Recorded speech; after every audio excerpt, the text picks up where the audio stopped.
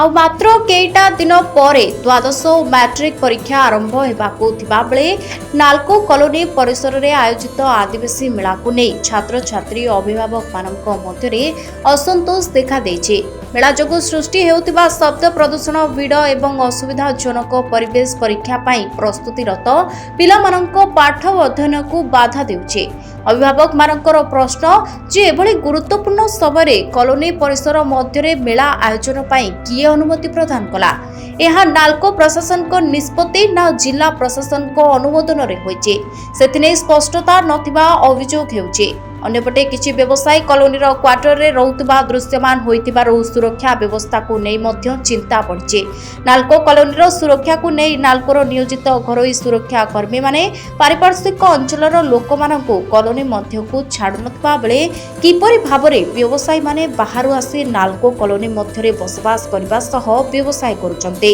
Colony ପରିସରରୁ ଗତ କିଛି ଦିନ ପୂର୍ବରୁ ଏକ କ୍ୱାର୍ଟରରୁ ଜଣେ ମହିଳାଙ୍କ ସନ୍ଦେହଜନକ ମୃତଦେହ ଉଦ୍ଧାର ହେବା ଘଟଣା ସମଗ୍ର କଲୋନୀର ସୁରକ୍ଷା ବ୍ୟବସ୍ଥାକୁ ଦୋହଲାଇ ଦେଇଥିଲା।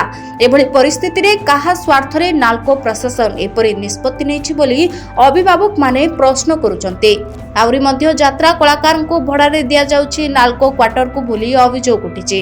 ସେଭଳି ସିକ୍ୟୁରିଟି ସଂସ୍ଥା ଦାୟିତ୍ୱରେ ଥିବା ଚକ୍ଷୁ ହସ୍ପିଟାଲରୁ ଲକ୍ଷାଧିକ ଟଙ୍କାର ଯନ୍ତ୍ରାଂଶ ହେରଫେର ହୋଇଥିବାର ଅଭିଯୋଗ ହୋଇଛି।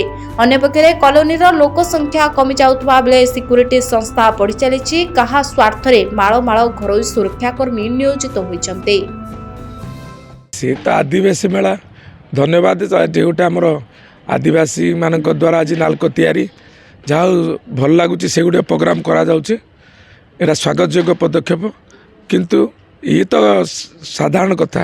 କିନ୍ତୁ ନାଲକୋ ନଗରରେ ବର୍ତ୍ତମାନ ଯେଉଁ ପ୍ରକାର ପରିସ୍ଥିତି ହେଇଛି, ମାନେ 4th ଷ୍ଟ୍ରିଟ୍ ଆପଣଙ୍କର ସିକ୍ୟୁରିଟି ବ୍ୟବସ୍ଥା ଥିଲାବେଳେ ଏଠି ମନ ଇଚ୍ଛା ଡିଜେଠୁ ଆରମ୍ଭ କରି ବାଣ ଫୁଟିବା ଇତ୍ୟାଦି ଟୋଟାଲ ଭାବରେ ଟାଉନସିପ୍ରେ ରହିବାଟା ଗୋଟେ ଅସହ୍ୟ ହୋଇଯାଇଛି।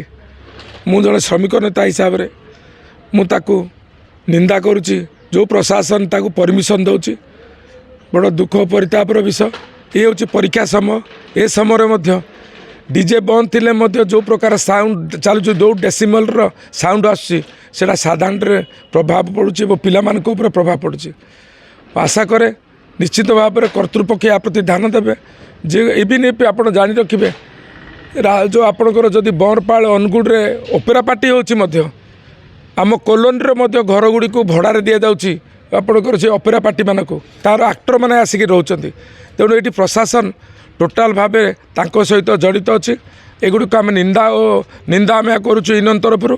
ଏବଂ ଆଦିବାସୀ ମେଳାକୁ ଯେଉଁ କରାଯାଉଛି ତାକୁ ନିର୍ଦ୍ଦିଷ୍ଟ ସମୟରେ କରାଯାଉ, ଭଲ ଭାବେ କରାଯାଉ। ଏ ଯେଉଁ ପ୍ରୋଗ୍ରାମ ଗୁଡ଼ିକ କରୁ ଯେମିତି ସାଧାରଣରେ ପ୍ରଭାବ ନ ପଡ଼େ ସେ ପ୍ରତି ଧ୍ୟାନ ଦେବା ଦରକାର ବୋଲି ଆଶା କରେ। ମୁଁ ଶ୍ରୀ ବାବୁଲ ସେଠୀ, ନାଲକୋ ଠିକା କୋର୍ଡିନେସନର ସଭାପତି ଅଛି।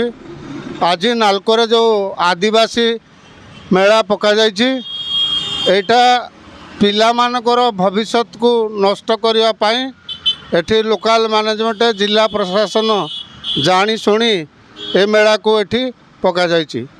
ତେଣୁ ଏଠି ପିଲାମାନଙ୍କର ଭବିଷ୍ୟତ ବହୁତ କ୍ଷତି ହେବାକୁ ଯାଉଛି।